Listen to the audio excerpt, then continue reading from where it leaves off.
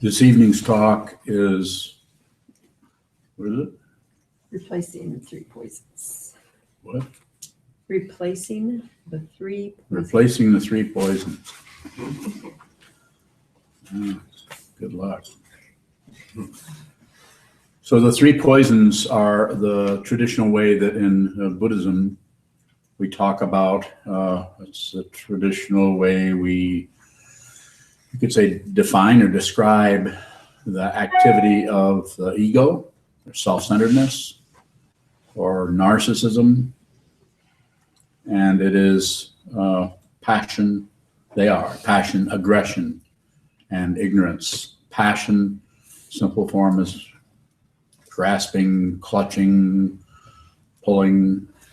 But it also can take the form of deception, spinning around with our emotions and telling ourselves stories. Blaming someone, blaming ourselves is that particular poison. And the way in which it's a poison is it clouds or poisons or kills off our ability to see clearly. Aggression is pushing, getting rid of something, pushing something out of the way, or out killing something. And ignorance, the most difficult to see, as I've said so many times, is just distracting yourself. You're looking at this is in front of you, yet you're distracted by something else. Sometimes you'll be having a conversation with someone, you'll be looking right at them, and just mid-sentence, either yours or theirs, you'll notice their eyes go like this. You just look away for a second. It's called ignorance. They actually have left you for a microsecond and gone into some other realm. It is not, it's not about stopping that. Pardon me. It's not about stopping that, because then we've got aggression. It's not about justifying or inventing excuses for that, because that's passion. And it's not about dismissing it, because, of course, that's ignorance. So it seems to be necessary in order to, you could say, replace or transmute or transform those energies. We don't really want to get rid of our energy.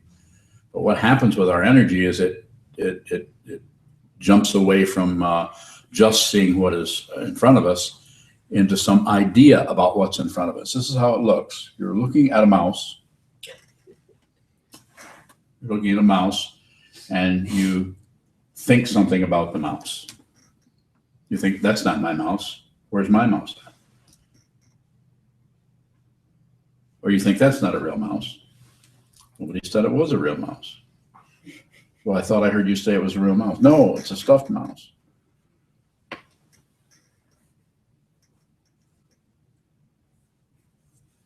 So what we do is we look at something and we invent something to prevent us from seeing what is actually in front of us. What's actually happening? What's really there? We invent something else, and we do it so much that eventually we just don't even see what's in front of us anymore. We're so full of our ideas, our opinions, our conclusions.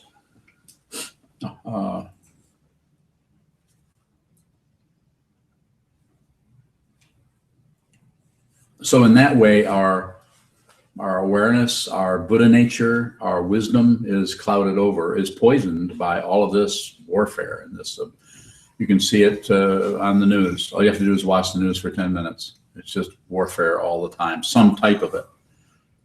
Pushing, pulling, analyzing, condemning, accepting, manipulating all kinds of ideas and things.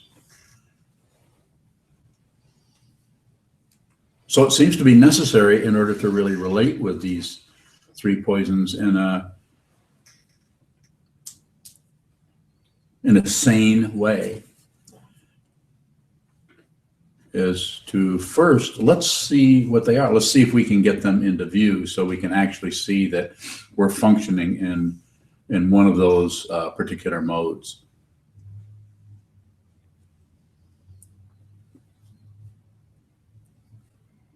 For instance, if something happens and anger comes up, the impulse is, and you can let me know if this doesn't happen with you, we should talk. The impulse is to shut it down, get rid of it, or find out some way to explain it or justify it so that it's okay or to express it, shut it down, or to, we feel like, oh, I just have to be me. I just have to, this is how I feel. Could be passion, aggression, ignorance, could be any one of those. Functions that same way. Just to say, well, I don't care about that. Is dismissing something, perhaps, maybe not, but perhaps before you've even really given it some time. The really well-known word that always comes up around this is how to work with that is patience.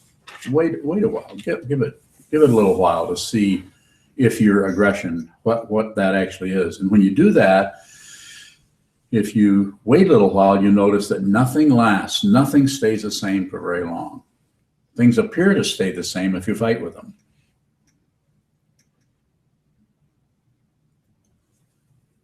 So what happens is that something begins to erupt, and if you're coming out of your desire or your motivation to really understand who you are, what your emotions are, and what other people's emotions are, if you really sincerely want to find out what that is, what that truly is, then you'll give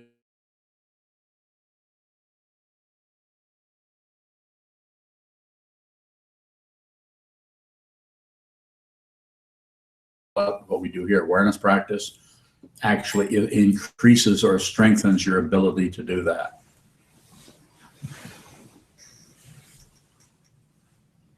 And it does it in such a way that it's difficult to weigh or keep track of. Sometimes if we meditated for, a few years, we want to kind of evaluate to see, how am I doing? Am I more peaceful? Is this working for me? Should I keep meditating? Or should I find another meditation teacher?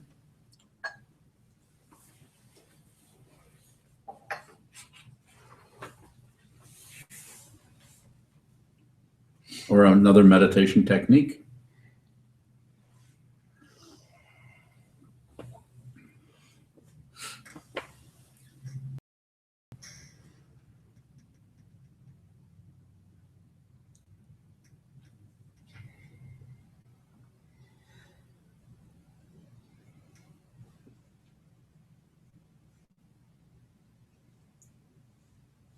Being willing to actually be with whatever emotions arise without doing anything with them seems to need to come first. Seems to be necessary to meditate, get up off our cushion, go out into our everyday situation with working with others, with family, friends, coworkers, and so on, enemies for that matter. And just have a kind of curiosity about how your emotions and how your feelings work and how they go this way and then go that way. And how they boil up and then sometimes settle for no reason. They just go away. And then other times they don't. They keep tumbling over and over, almost demanding that you take action. You need to do something. Well, you need to do something. I should do something. I can't let them get away with this. They need to be punished. Or I need to do this, or I shouldn't let this occur.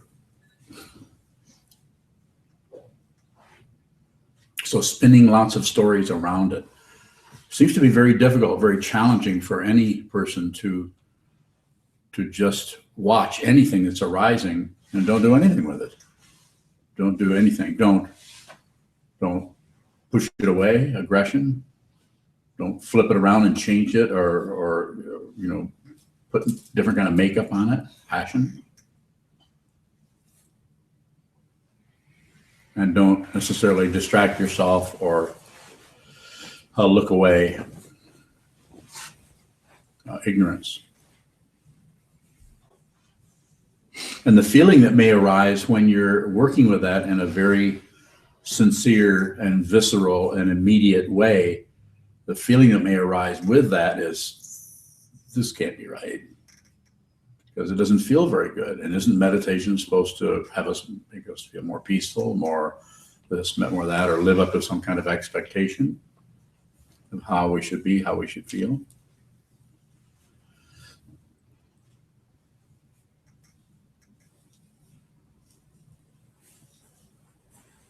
And yes, that may happen, but we, with each one of us, the karma or the causes and conditions or the particular style that we bring into our life, the way we work with things, some people rarely get angry. They're not even sure exactly what that is because it just doesn't happen much. Other people are angry all the time. And then someone else might not have any problem with anger, but might have a lot of problems with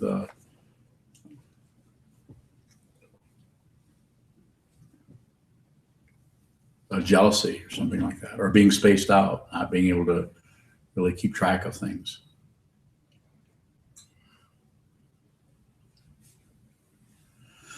So that's why it seems to be so necessary for each person to train themselves. Quite often in the various traditions down through the centuries, meditation everybody does it the same way. Everybody sits the same way. Everybody practices the same thing. Everybody, if you're studying under a tantric master from Tibet, you will practice this, everyone will practice the same form, more than likely.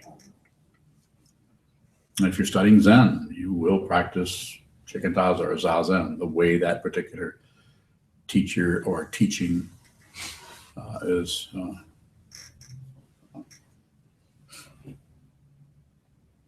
laid out. But the way it looks here is everyone needs to see for themselves how you need to work with your mind. And the one thing that I promote, encourage, is just as much sitting meditation as you should do as much as possible. Hold still a lot, hold still, and just look what continues to move. And that will give you some kind of indication of how to proceed from there, whether you should do a lot more, whether you should spend more time perhaps studying, whether you should perhaps spend more time doing sitting meditation. So passion, aggression, and ignorance. I think Maria Bardowska from Toronto sent a couple. These came by email, right? Yes. She can't really text, so she sends me email questions. You can't read your writing. Not my glasses. No, I can read it. She says, I think I'm writing, how not to react in a conditioned way, but just observing the effects of past karma. Is that how? Or is that what that's saying? Mm-hmm. It doesn't seem like what I read before. So,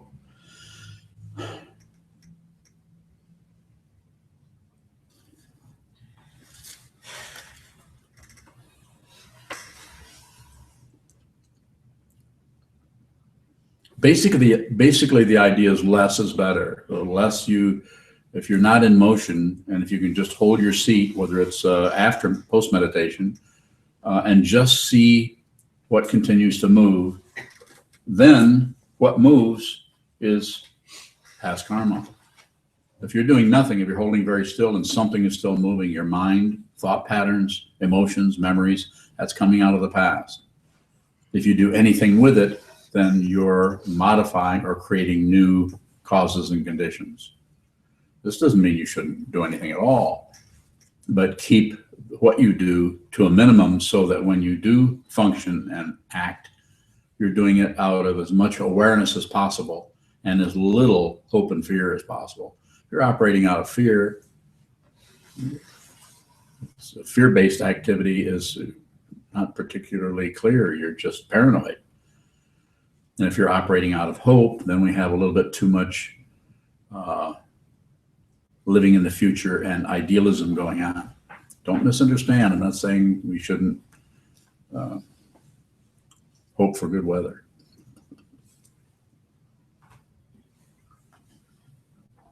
I don't mean that. So I'm not sure if I'm responding to that, or my question or my answer is in line with what she's actually asking. Her other question is, if there are endless unseen causes at a particular moment and a person initiating a specific action is not to be fully responsible for it, which is she's basing that on something I've said before, I believe. I feel that you can't really find the first cause for anything. You can't really, even though somebody actually did something or committed a crime for that matter, but to fundamentally hold them completely responsible for that is going a little too far. We're not saying there isn't some there, but it takes a fair amount of sophistication and sincerity and generosity and kindness even to look at anyone's shall we say, antisocial behavior and try to approach that with some, without taking away the person's dignity, particularly. In other words, crime and punishment is a very primitive approach to human society, culture. So then she says, what are the initial root causes of samsara, or samsara, of this wheel of life and death, and cause and effect, success and failure, the 8 worldly dharmas of pain and pleasure and so on, all the polarities. The root causes are 3 poisons, particularly ignorance, or shutting down on things. We do that more than we realize, in the very nature of it. Like we can see ourselves pushing on something. We can see ourselves, trying to get rid of something, and we can see ourselves pulling or manipulating or something. Those will show up fairly soon in our dynamic. But it's difficult to see the way you shut down or don't see, or you shut down in your awareness about a particular thing. Either it could be something out in the world, in your environment. It could be something that's happening in your own mind, something that's coming out of the past.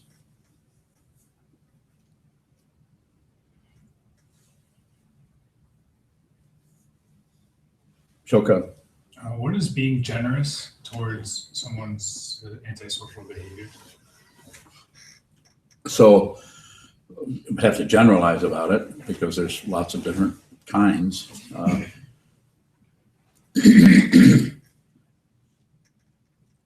would say basically give, anytime you see that, whatever that is, give that individual the benefit of the doubt.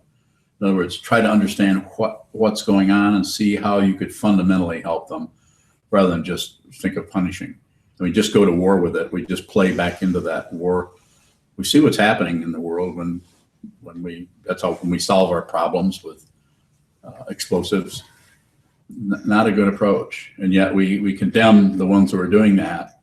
But the whole world is doing that. We're not necessarily good just because we're Americans. So what I would say is give people the benefit of the doubt. Give me an example, and I'll be more specific if you like.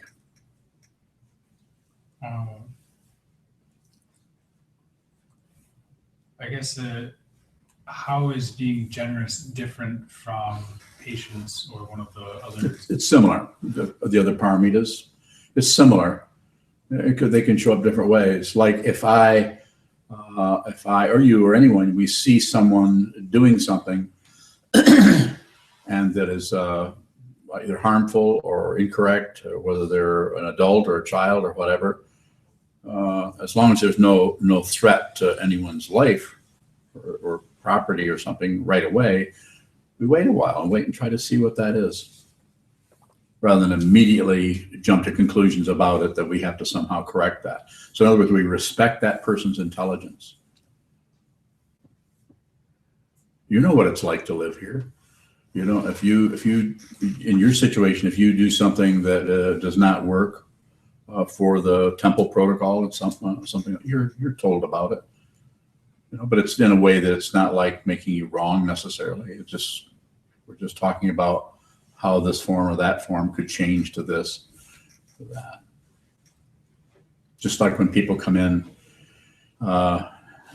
we don't tell everyone that they have to bow. We let people relate to this how we bow. We're Buddhists, we're practicing this, so we prostrate. Or if you're old and decrepit like I am, you just bow.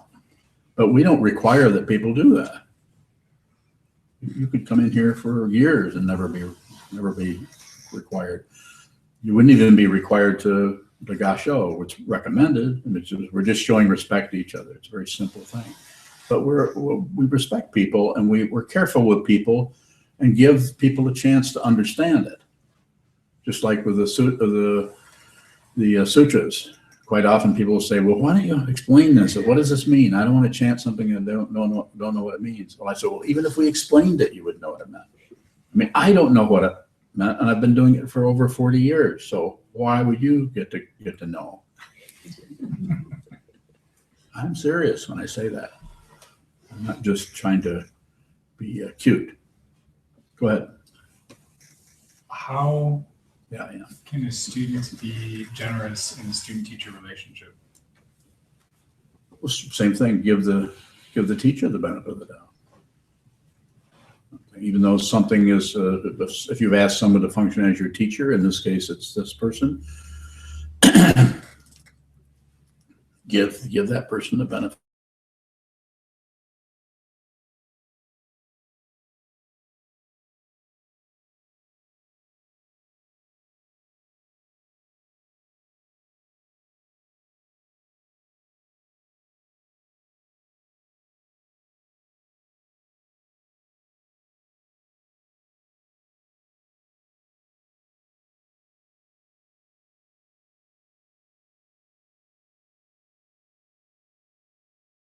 You as a student and relating to you where you're at, not everyone.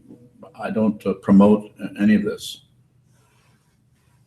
You relate to this how it serves your intelligence. So if you want to continue to function here as a student, then I'll help you. But if you don't, then maybe this is something else you should be doing. I don't know. More? I lost it. You did. Richard. It seems like you were describing the three poisons affecting our thoughts. Think of something we apply these three poisons. Does that same thing happen with physical encounters? Someone walking in the room or Everything.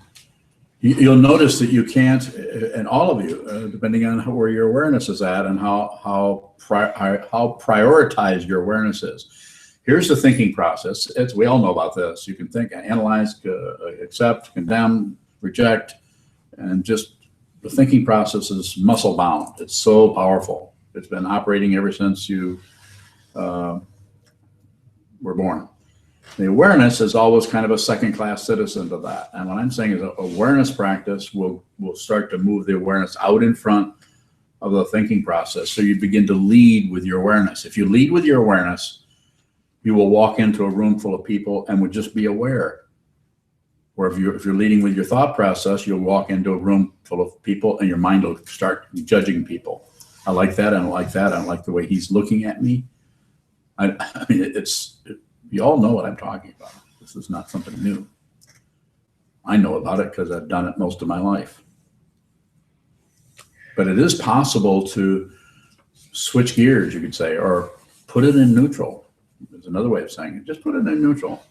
Just neutralize the whole thing, and If you do that, then what starts to stand out is the basic part of the five sense consciousness, including the mind, is what color is it? What shape is it? What fragrance does it have?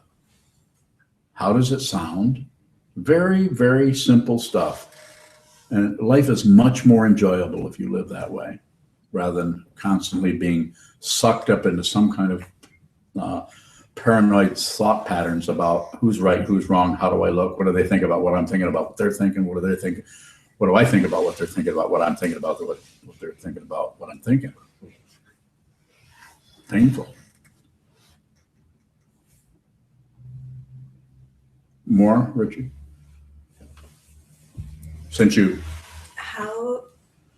How can we differentiate between needing to do something and action based on a sense of obligation?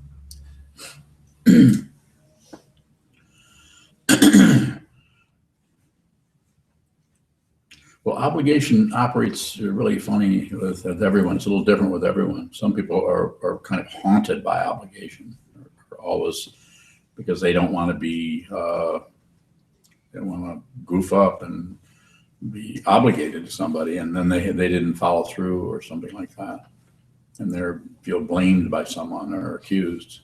So there's that happening. And then the other part was what? Just needing to do something. Yeah. I don't know, sometimes I think it gets mixed up. But it's not a matter of trying to eliminate one thing and try to, make sure that we always function one way and not another way. They could overlap. Those are concepts. Try to see what's behind the concept. What are those concepts actually pointing at, or what do they label? You might see that there's not too big of a difference there. Or Shoka? Sometimes when you talk about awareness beginning to lead rather than the thinking process, Yes. You begin to see that there are a lot of holes in things. Yes. How do those holes look to self-centeredness? Scary. So ego wants a reference point. You want to know how you're doing. You want to know if people like you. And if they don't like you, you want to know why. And you want to know if people that don't like you don't make any difference anyway, because they're just idiots. We do this. It might sound terrible, but we do some level of that all the time in some way. So the idea of holes just means that there's big gaps in things, and ego does not want to see those gaps. It wants everything filled in so we know everything is here, like color inside the lines.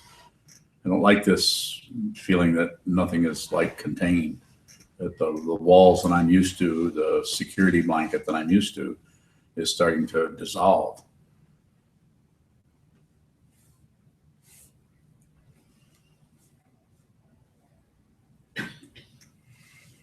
More?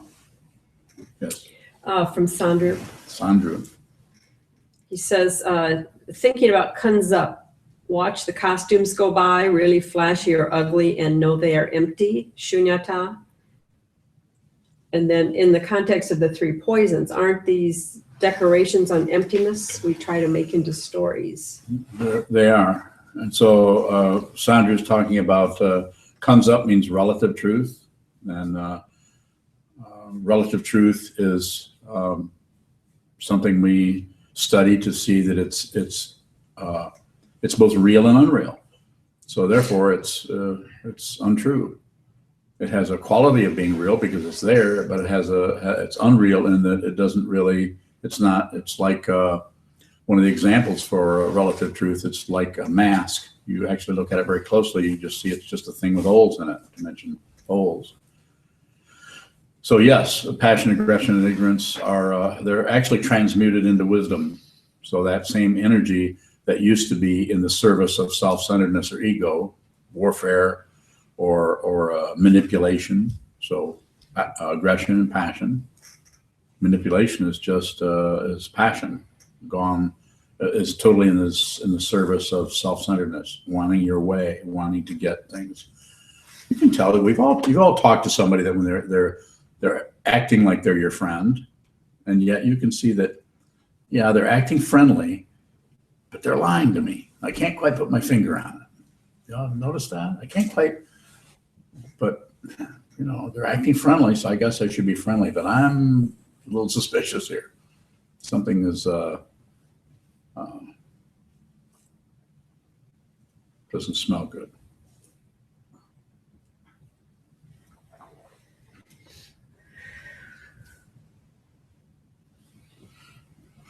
So along the lines of what Sandra was asking about, you don't have to get rid of anything. You don't have to get rid of passion, aggression, and ignorance. It's just a matter of seeing. There's just energy taking on different forms. But when it's in the service of self-centeredness or ego, then it can end up being warfare, or it can end up being extreme deception, either deceiving yourself, deceiving others. You really can't deceive others unless you can deceive yourself, or you won't be very good at it.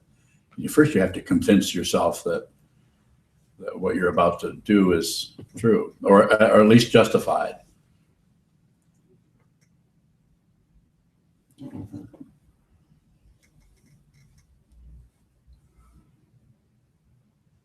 Questions from anyone else out here? You're all looking very intently, so I'm assuming I have your attention. Yes, Shoka. You're just full of questions tonight. You said you can't deceive others if you can't deceive yourself. Well, you wouldn't be very good at it if you didn't first deceive yourself about, on some level, deceive yourself about not really look closely. Because if you looked, if you deceive others without, when you haven't deceived yourself, then you really can't deceive others. Would. Huh? What? What? I was kind of. Really? More? Yeah, you would kind of run out of energy.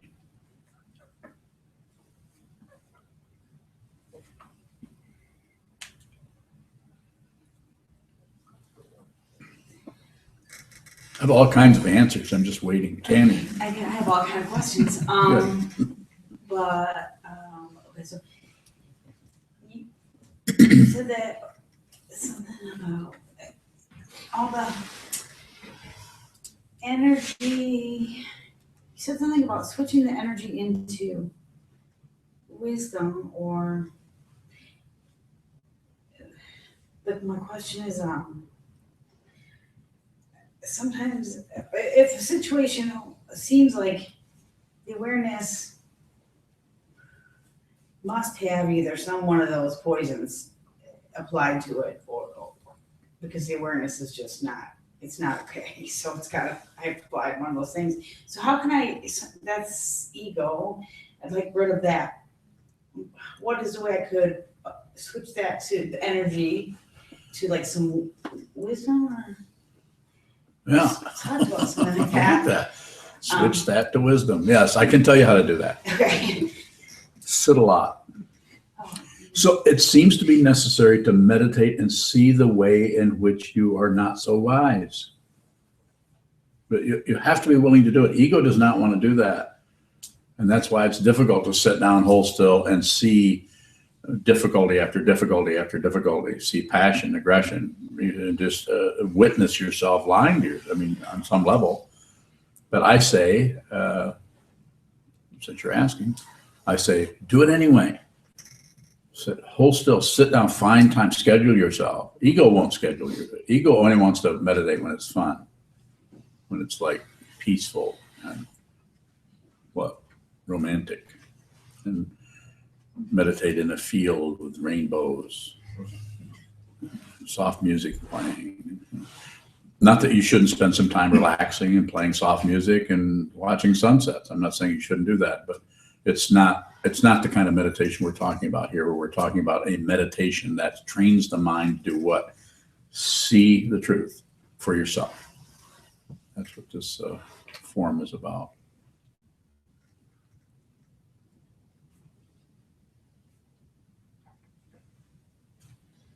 Is there Jeremy. a way to know what is real besides just sitting? I mean, how do I know you're real and not just in my mind? Well, whatever you look at is both out there and inside, and as when you look at things, you actually see your version of it. Like I was using this idea with the mouse, you have your version of it. So when I look at you, I have my version of you. But if I don't have a version of you, then I really don't know who you are. I have no idea from the point of view of some kind of relative situation. But ultimately, I know who you are, not separate. But you won't see that as long as you're looking at a bullshit. And you won't see the bullshit unless you practice and see the way you keep bullshitting yourself. I'm saying this is true. You won't see it until you have to see a whole lot of that before, the way I like to say it sometimes is you begin to see the way in which you are fueling that. You're actually keeping that charade going over and over and over, and probably for lifetimes on some level, or at least for this lifetime, we know. And so by looking at it and seeing the way you do that, that will start to drop away, and you will start to see what is called in the Buddhist tradition emptiness. And it is empty of what you were putting on it. It's empty of that. Now that's gone, and now what's there? That to ego, that's threatening. It's frightening for ego to see that, because it doesn't reaffirm some kind of identity that you might have. More? Yeah. Are there amounts of non-separateness? Yes, Okay. that you can see. Right. Fundamentally, it's just not separate.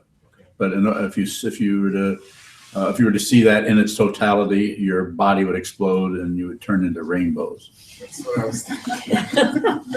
Well, or not. You might hang around just to help people. Is that what skulls are for? It's to help it from exploding. Yeah, it keeps all the wet, The rainbows. wet, juicy stuff and the rainbows. Yeah, keep the rainbows between your ears. Yes. Another question from Sandra. Yes. I shouldn't try to stop the story, just see it's a story, see the energy and the quality of the energy and know it's part of the ground.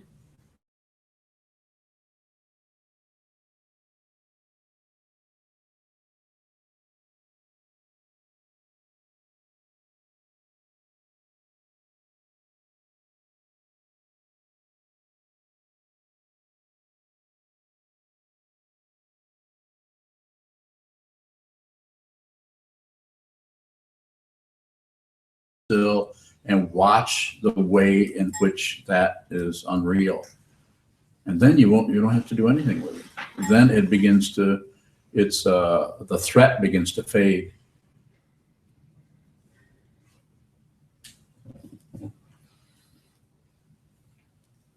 We have some time for the questions. More there? Chikmei up in Traverse City. Chikmei. He says, what does Longchenpa mean by absence and how does it relate to awareness? So Longchenpa is the 14th century Dzogchen sage who taught, and it's called the Great Perfection. His way is he's an ultimate teacher. In other words, he's always talking about the ultimate situation, unless he's not. And so he used the idea that it's as has been said before, via negativa, the negative way of talking about something. So it's absent.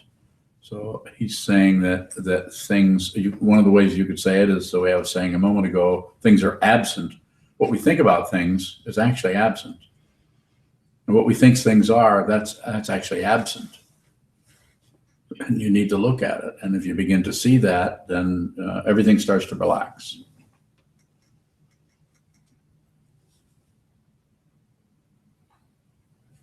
That's a great, if any of you have a chance to read Longchenpa's, what's the name of the book?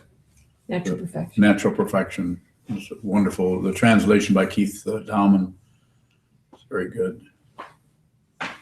Very inspiring material to read. It's fruition material. It's like, this is how it is. It's like, this is how it will see. This is how it will appear to you. There really isn't anything you need to do. It's already the case. You don't have to correct anything. You're already perfect exactly the way you are. If you see that, the warfare is over.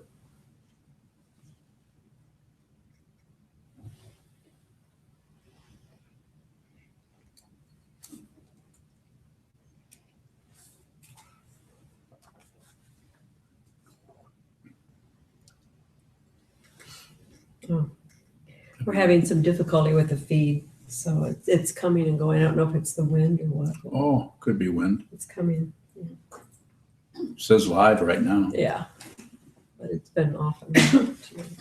So quick, ask me a question. Or it winks off again. Yes, Carol. So by seeing the way you deceive yourself, Yes. will that eventually become less? Will You know, it will go through some changes, but I could say that it will become less because I think there's some of that happening. But actually what happens is you begin, when you see that, that's pretty stark material. You see the way you're deceiving yourself. What happens is you begin to see the identity. You begin to see the lack of an identity, and you see the motivation behind the deception is to reinforce some kind of being that is non-existent. So we begin to see that. So we start to get the whole enchilada, rather than just some kind of partial solution or something. We start to see how absent our presumption of a self was, that it's absent. There isn't anything there. It's absent. Gone fishing.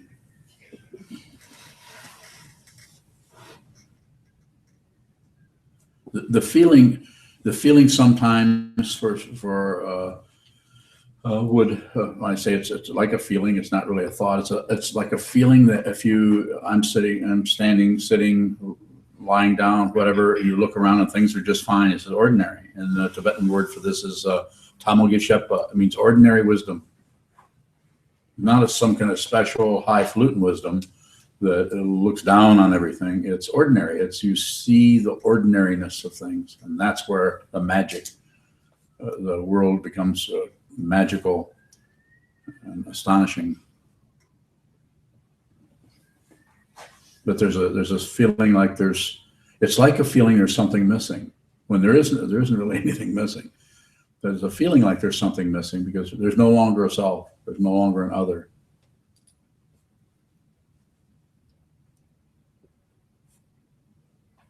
We get used to that belief in a self and belief in an other. So when we see that they weren't there, then you might feel like there's something missing or absent, or you might not. Does that feeling go away over time? Pardon me? Does that feeling go away over time? You know, it won't matter. It won't matter. You'll be your focus or your understanding will be all about curiosity, really strong curiosity about a desire to really know what is true. So you might be somewhat mesmerized by that. Say, that's interesting. You wouldn't make that comment. That's interesting, but that might be, if there was a comment, that's the kind of one. That's the kind that might appear as that's. You know, it's like, look what my mind is doing now. Now look what has happened. Now look how things look. And now they've changed into something else. Now they've changed. Now it's something else again. Constant flux. One of the three marks of existence is impermanence. Nothing lasts. Even awakening doesn't last. It's not a thing. Wisdom doesn't last. Nothing lasts. Nothing lasts. Wisdom is just an index to help you see what is ultimately true. And since that has not come into existence, it can't pass out of existence. So it can't die. It's just a fancy way of saying it's eternal. But we in the Buddhist, we don't do what some of the other spiritual paths do by talking in a positive way about eternity, because that just creates the opposite. More? Yeah, more questions. So it's like you won't mind. I mean, it may go away and you'll notice it's gone away. But when you're operating in that way, all the people you meet you meet so many people that are having so much difficulty that you don't really want to separate yourself from all the people that are having difficulty. Why would you do that? I'm the special person who no longer has any problems with anything. You just won't do it. You'll just be wherever you're at, and you won't know whether you're. Other people might think you're awake, they might not, but you won't have any idea, and you won't even be looking for it. You won't be looking to see if you're awake or not. See if you're. Am I doing what this guy was talking about?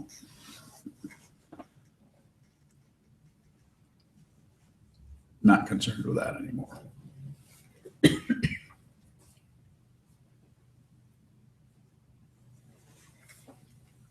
I have a few minutes. Anything from here or in here? Does it matter if we're awake or not? Not really. Don't need to worry about it too much. I wouldn't worry too much about it. But keep meditating though.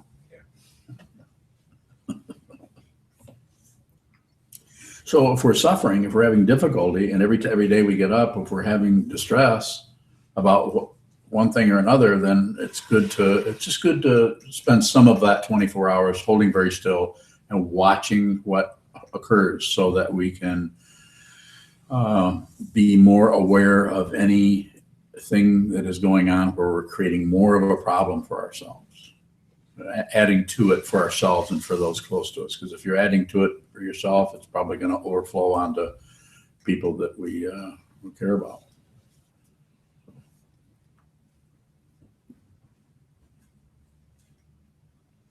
Just a question about, you said that it may or may not matter if we're awake, and I had thought before that you had said that that you didn't necessarily adhere to the concept of reincarnation, and I guess my understanding had been that with the awakening it broke that cycle of birth and death, and that was sort of the escape from the suffering and that cycle of suffering and reincarnation. So is there an alternative view that, as opposed to reincarnation, that you believe in?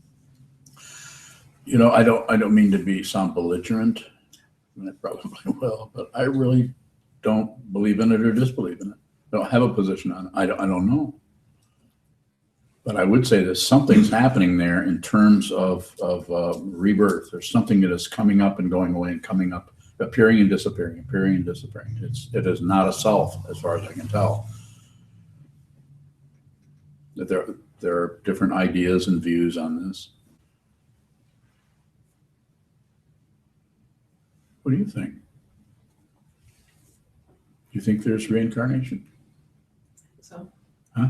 I think so, but I don't know. Well, I think so, but I don't know. Or it's as Ruby would say,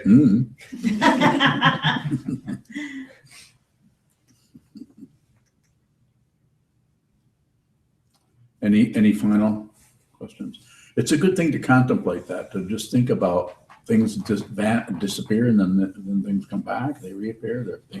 We're born and then we pass away. A very good thing to contemplate. That's, like I was saying, that's one of the 3 marks of existence: impermanence. The other one is a suffering. Everything is not happy or discontent on some level. And then the third one is everything is without a solid, separate self or being. Those are the 3.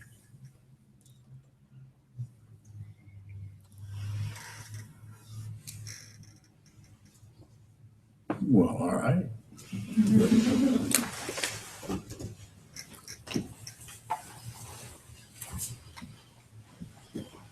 Dedicate. In the back of your chant books is the dedication of your. We have donation boxes out in the hallway. We appreciate your help.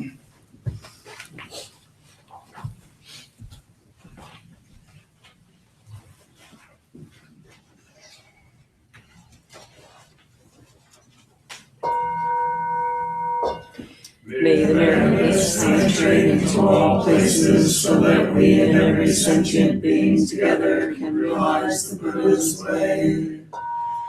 Jio San Shi Shi Shizon Musa Mokosa Mokoja Horoi. The 10 directions, the 3 worlds, all Buddhas, all venerable ones, Bodhisattvas, Mahasattva's, the great Prajna Paramita,